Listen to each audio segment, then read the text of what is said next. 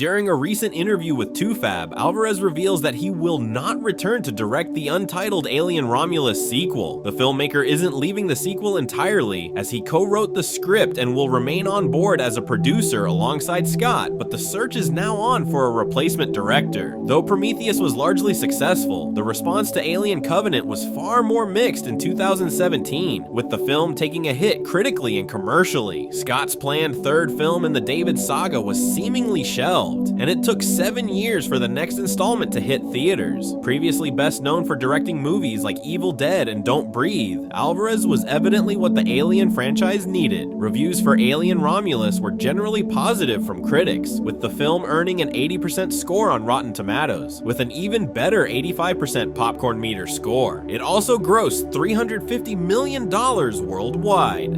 Following the positive reception of Superman, it's no surprise that its director and writer, James Gunn, has begun work on a sequel. Its follow-up will see Superman/Clark Kent allied with the villainous Lex Luthor against a greater evil.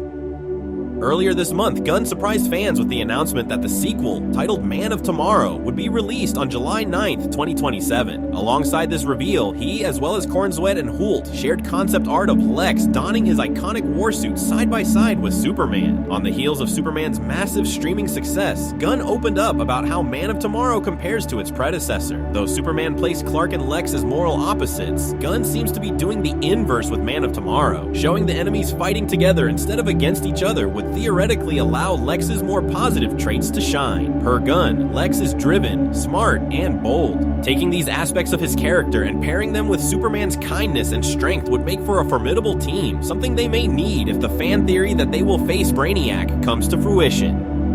An upcoming Tomb Raider series that will be headlined by a Game of Thrones star has added a new showrunner. The upcoming Prime Video Tomb Raider series, which is being produced for Amazon MGM Studios, is based on the franchise that began with the 1996 video game. Since then, the franchise has expanded with many more video games, movies, and other media. Since the 2024 animated series called Tomb Raider: The Legend of Lara Croft got great reviews, fans have continued to love the franchise. Following in the footsteps of Tomb Raider: The Legend of Lara Croft's cast, a new group of actors is set to star in a live-action series focused on the adventurer. Amazon MGM Studios has confirmed that the upcoming Tomb Raider series is set to star Sophie Turner and has added Chad Hodge as an executive producer and co-showrunner. The Prime Video show will also have two other showrunners, Phoebe Waller-Bridge and Jonathan Van Tulliken, when it goes into production on January 19th, 2026. Turner spoke about her starring role now that it is confirmed. In a statement, Turner revealed how excited she is to be portraying the legendary character.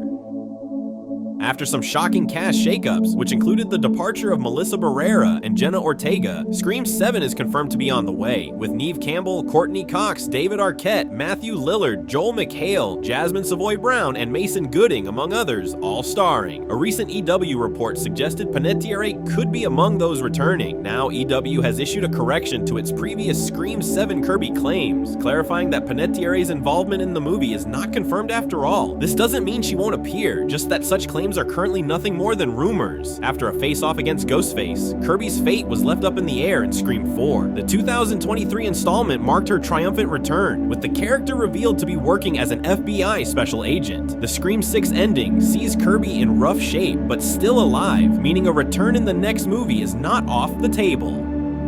K-pop Demon Hunters 2 could further investigate a storyline involving Huntrix's fans, though going too far down this path may disrupt the resonant way the first movie portrays fan culture. On the other hand, a sequel that is warmer is ambitious and could be a perfect fit for this franchise. Sequels naturally get darker because they are challenged to raise the stakes. K-pop Demon Hunters already manages to strike a perfect balance between its goofy and lighthearted tone and its very serious themes, so going further in one direction while remaining true to the initial story and having it work would be incredibly impressive. Babcock's knowledge of what story ideas the directors have in mind is limited, but with his insider status, he assures fans that the franchise will continue to be one of a kind. At the very least, Kong and Apple Hans are not going to be relying on overdone movie sequel conventions.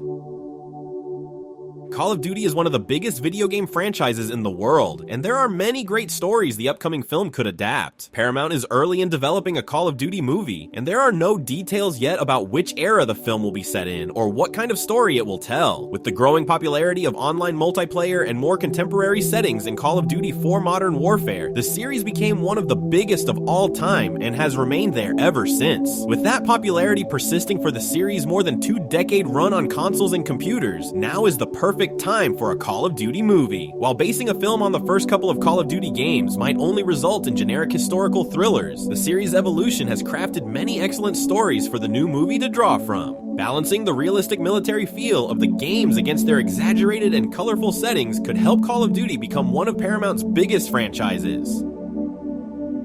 After the survival thriller became a global hit across Netflix in 2023, Lionsgate has announced that Fall 2 is in the works.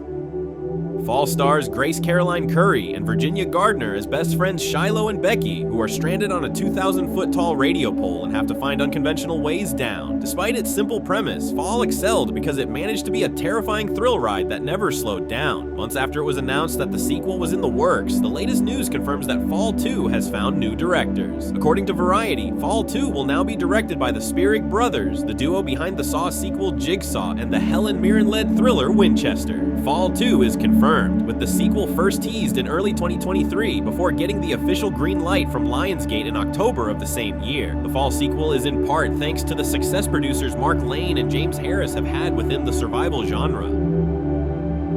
The Beekeeper was a surprise hit in 2024. It released in early January, when new movies can often be overlooked by the previous year's awards contenders. However, it became one of Statham's most successful movies of the last decade, quickly getting a green light for the sequel in February 2025. Clementieff and Copeland join a solid cast that will try to lift The Beekeeper 2 over the box office of its predecessor. What could also help is a release date in a more prime part of the calendar. While an exact release date is unknown, a summer 2026 or fall 2026 release date is more likely. Either is usually seen as a better time for box office performance. Copeland, aka The Edge from his wrestling days, will present Statham with more of a physical obstacle. However, he's shown he has some good acting chops, including earning a nomination from the Children's and Family Emmys for his work on the Disney Plus series Percy Jackson and the Olympians. When It, Welcome to Derry debuts, fans will notice a major change to one of Stephen King's iconic locations.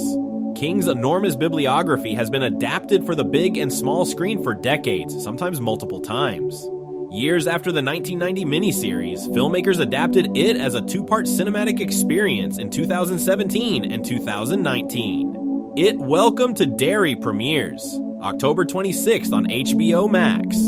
Welcome to Derry will consist of 9 episodes, which means Muschietti and the rest of the crew don't have the same time constraints that they did when making the movies. Additionally, the 2-part film was a direct adaptation of King's It, so they were also limited in terms of storytelling. Welcome to Derry allows them to delve into the history of the town and the house in a way that fans have never experienced before. As the series will take place 27 years before the first movie, it will be interesting to see how the house looks much earlier in the story. Welcome to Derry has a great opportunity to expand the universe in a way that fans will be excited to watch week after week. Neibolt House is such a huge part of it, so producers obviously had to include it in the spin-off show.